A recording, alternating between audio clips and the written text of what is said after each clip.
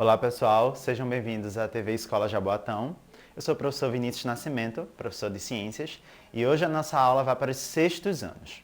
Nós vamos falar sobre a minimização dos impactos socioambientais dos materiais sintéticos. Vamos lembrar quais são esses impactos, a influência dos materiais sintéticos no nosso dia a dia. A gente tem uma influência bastante positiva, como é o caso do uso de plásticos, borrachas na medicina, também na segurança, na produção de equipamentos de proteção individual, os plásticos, as borrachas e os couros sintéticos. A gente tem no nosso vestuário a utilização de nylon, de poliéster, de plásticos também, que são materiais utilizados na produção de roupas e de móveis. A gente tem na própria conservação de alimentos, né? Os recipientes utilizados para isso são feitos em geral de materiais sintéticos que têm propriedades que são desejadas para a conservação.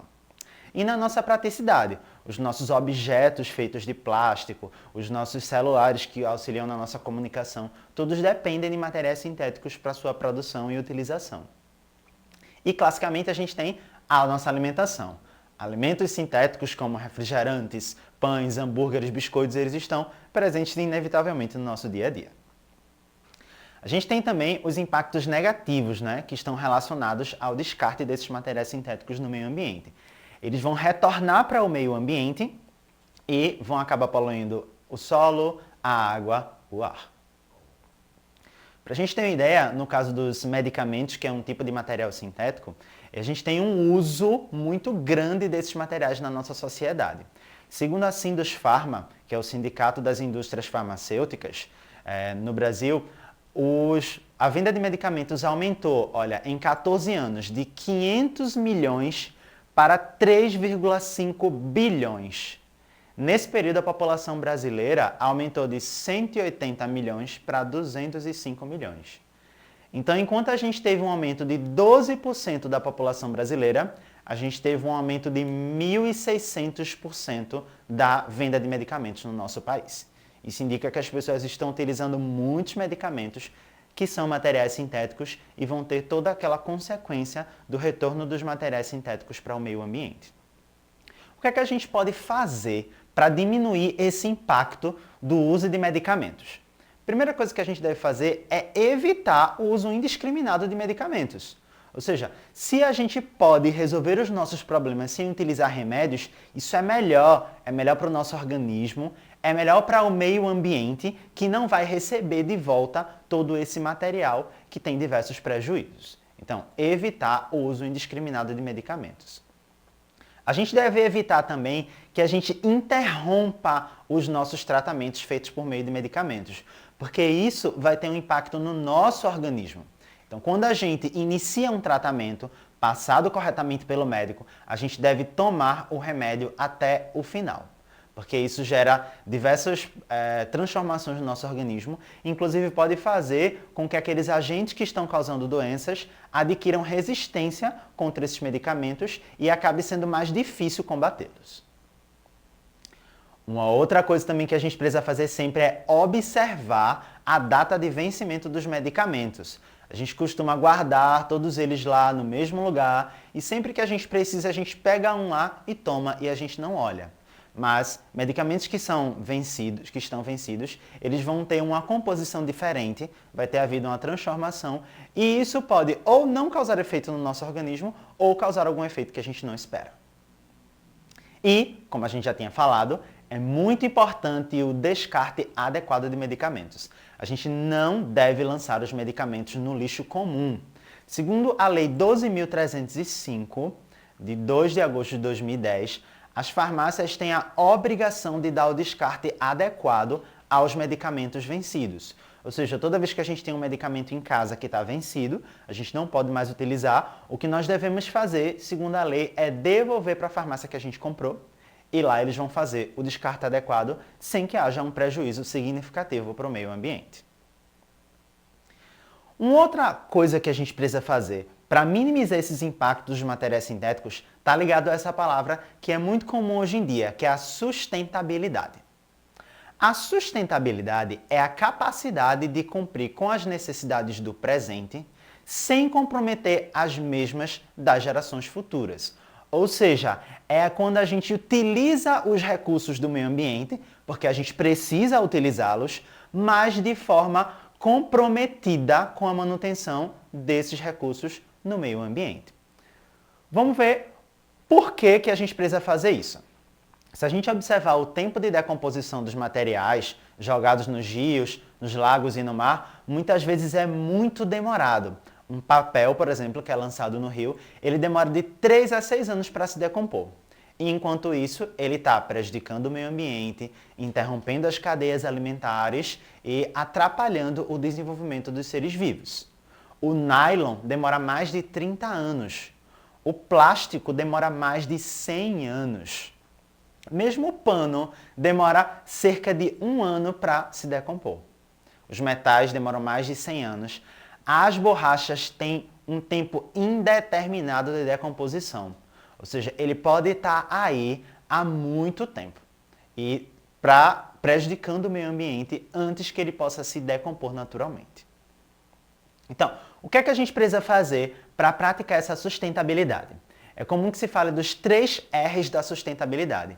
3 métodos que a gente vai utilizar para manter os recursos no meio ambiente. O primeiro R é o de reduzir. O que é que a gente pode fazer para reduzir o consumo? Primeiro, a gente pode preferir o transporte coletivo, ou andar de bicicleta, ou andar a pé. Isso vai diminuir os carros que estão na natureza e, assim, diminuir o uso de combustíveis, que são materiais sintéticos que prejudicam o meio ambiente. A gente também deve evitar o uso de descartáveis. Embora eles sejam muito práticos, assim que a gente utiliza um descartável, ele vai para o meio ambiente e continua poluindo ali, no caso do plástico, por cerca de 100 anos. Ainda sobre reduzir, a gente pode falar na economia de água, de energia e de alimentos. Quando a gente reduz o consumo de água na nossa casa, quando a gente evita o desperdício de água, a gente evita que essa água poluída por materiais sintéticos retorne para o meio ambiente. Quando a gente reduz o consumo de energia, quando a gente não desperdiça energia, a gente faz com que a demanda de produção de energia se diminua e assim menos materiais sintéticos sejam utilizados para isso. Quando a gente não desperdiça os alimentos, a gente faz com que esses alimentos também, quando são sintéticos, quando causam algum prejuízo para o meio ambiente, não retornem em demasia para o meio ambiente e assim não o prejudiquem. O segundo R da sustentabilidade é o reusar, ou seja, reutilizar materiais, de modo especial os materiais sintéticos, que a gente já utilizou uma vez. A gente conhece, por exemplo, as garrafas retornáveis. Elas são preferíveis se a gente está preocupado com o meio ambiente. Porque ao invés de eu utilizar uma garrafa e jogar fora, eu reutilizo essa garrafa. Mesmo as que não são retornáveis, a gente pode reutilizar. Diversas garrafas, caixas que a gente recebe como embalagem, a gente pode guardar para utilizar, para guardar outros materiais que a gente tem na nossa casa. Também tem a famigerada sacola plástica, que causa um mal danado para o meio ambiente. Mas a gente pode guardar essas garrafas, essas mochilas e reusar. E uma campanha que é muito comum por aí é o Adote Seu Copo. Quando a gente vai para um lugar que tem copo descartável, ao invés de a gente usar o copo descartável e jogar fora, a gente pode usar esse copo, adotá-lo, guardá-lo, e quando a gente for beber água de novo naquele dia, a gente utiliza o mesmo copo. A gente está reduzindo o retorno dos materiais sintéticos para o meio ambiente. O terceiro R da sustentabilidade também é uma palavra muito conhecida, que é o reciclar. O que é reciclar? É eu transformar um material que eu já utilizei, fazendo com que ele passe a ter um uso diferente. A gente tem, por exemplo, aí, olha, garrafas PET que são utilizadas como vasos de flores. A gente tem também caixas de leite que são utilizadas como porta-trecos, para guardar lápis, canetas. Um outro exemplo aí é outra caixa de leite que é utilizada na fabricação de brinquedos. E aí a gente tem latões, plásticos e embalagens que são utilizados na fabricação de móveis. Tudo isso daí é reciclagem. Pegamos um material que não serve mais e a gente dá um outro uso para ele. A gente transforma ele para que tenha um uso diferente. Um símbolo muito importante da reciclagem é a coleta seletiva, que é quando a gente separa os tipos de lixo, papel, vidro, plástico, metal e lixo orgânico, para que cada um tenha o seu destino. Existem diversas cooperativas que pegam esse lixo reciclável separado corretamente para que possa ser reutilizado na produção de novos materiais. Inclusive aqui na cidade de Jaboatão a gente tem cooperativas que fazem isso. Pesquise e descubra como você pode fazer para que a coleta seletiva possa ir lá na sua casa. Uma outra método que a gente pode utilizar para evitar esses impactos negativos dos materiais sintéticos é o uso de materiais biodegradáveis. A gente tem o copo descartável, mas a gente também tem o copo descartável de papelão. A gente tem o copo descartável de amido de milho, que são materiais que se degradam na natureza mais rapidamente e assim diminuem o tempo de poluição. É muito também utilizado agora o canudo de bambu e a embalagem feita de folha de bananeira, que também são materiais que já são naturais e assim eles vão se degradar com mais facilidade. E a gente tem também o plástico, como exemplo aí a gente tem essa garrafa que ela se degrada em 180 dias. É um plástico biodegradável. Um outro ponto muito importante para a gente minimizar o impacto desses materiais sintéticos é a própria educação ambiental.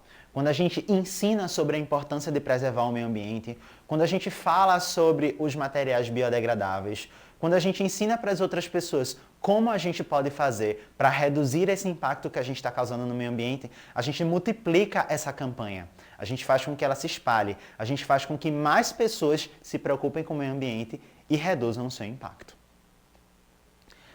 Além de nós sermos responsáveis, os nossos políticos também são. A gente precisa prestar atenção naqueles políticos que estão preocupados com o meio ambiente, naqueles políticos que estão preocupados em aprovar leis que protejam o meio ambiente e reduzam o impacto que a gente está causando neles. Se a gente for observar pela internet também, existem diversas campanhas relacionadas a isso. Existe o Dia Mundial da Limpeza, que é modificado a cada ano, né?